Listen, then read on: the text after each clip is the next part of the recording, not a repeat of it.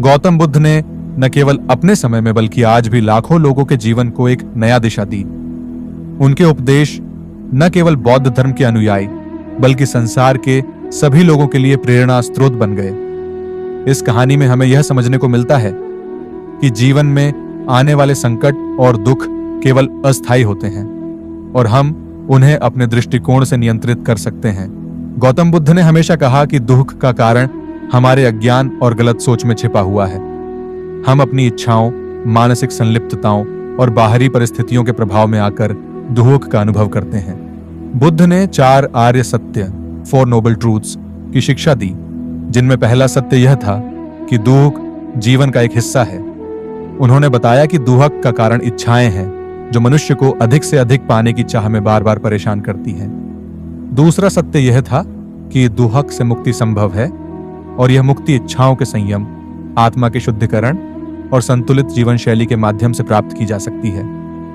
तीसरा सत्य यह था कि अगर हम अपनी इच्छाओं और मानसिक बंधनों को छोड़ दें तो हम दुख से मुक्त हो सकते हैं। चौथा सत्य इस प्रक्रिया के पालन के लिए 8 फोल्ड पाथ, 8 अंगी उपाय का पालन करने के बारे में था, जिनमें सही दृष्टिकोण, सही संवाद, सही कर्म और सही ध्यान जैसे तत्व शामिल हैं। जब किशोर ने बुद्ध से यह बातें सुनी तब उसने अपने भीतर के अंधकार को महसूस किया।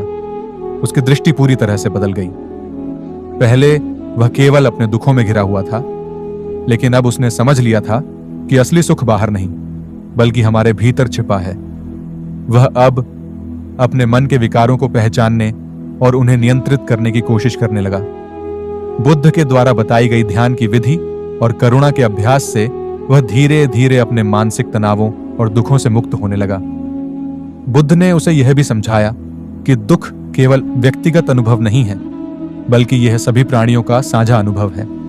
जब हम दूसरों के दुख को महसूस करते हैं और उनकी मदद करने का प्रयास करते हैं तो हमें भी अंदर से शांति मिलती है। बुद्ध ने ध्यान को अत्यंत महत्वपूर्ण माना क्योंकि यह मनुष्य को अपने भीतर की गहराइयों में उतरने और अपने विचारों को नियंत्रित करने का अवसर देता है। ध्यान के अभ्यास से व्यक्ति अपने मन की शांति को पा सकता है और जीवन के संघर्षों को बेहतर तरीके से समझ सकता है। किशोर ने बुद्ध के उपदेशों के अनुसार ध्यान करना शुरू किया। पहले तो उसे यह कठिन लगा, लेकिन धीरे धीरे उसने ध्यान के प्रभावों को महसूस करना शुरू किया। उसका मन शांत होने लगा और उसकी मानसिक स्थिति में सुधार हुआ। बुद्ध ने करुणा और प्रेम को भी अत्यधिक महत्वपूर्ण बताया।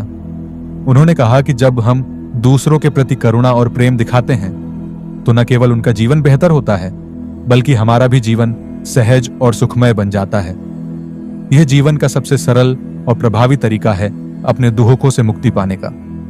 किशोर ने अब न केवल अपने परिवार के साथ अच्छे रिश्ते बनाए बल्कि उसने अपने आसपास के लोगों के साथ भी दया और करुणा का व्यवहार करना शुरू किया। इस परिवर्तन के साथ ही उसकी स्थिति में भी परिवर्तन हुआ। वह अब पहले से कहीं अधिक संतुष्ट और शांतिपूर्ण महसूस करने लगा। बुद्ध ने जीवन के उद्देश्य पर भी गहरे विचार किए।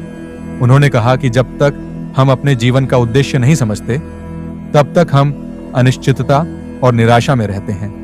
उनका उद्देश्य था सभी प्राणियों को दुखों से मुक्त करना और शांति की ओर मार्गदर्शन करना। किशोर ने भी अपने जीवन का उद्देश्य खोजा।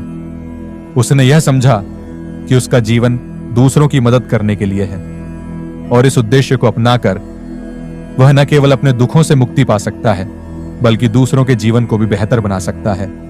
धीरे धीरे किशोर का जीवन बदलने लगा। पहले जो वह एक दुखी व्यक्ति था वह अब एक शांत, संतुष्ट और उद्देश्यपूर्ण जीवन जीने वाला व्यक्ति बन चुका था। वह अब अपने दुख को अपनी ताकत के रूप में देखता था और दूसरों को भी जीवन के असली उद्देश्य की ओर मार्गदर्शन करने में मदद करता था।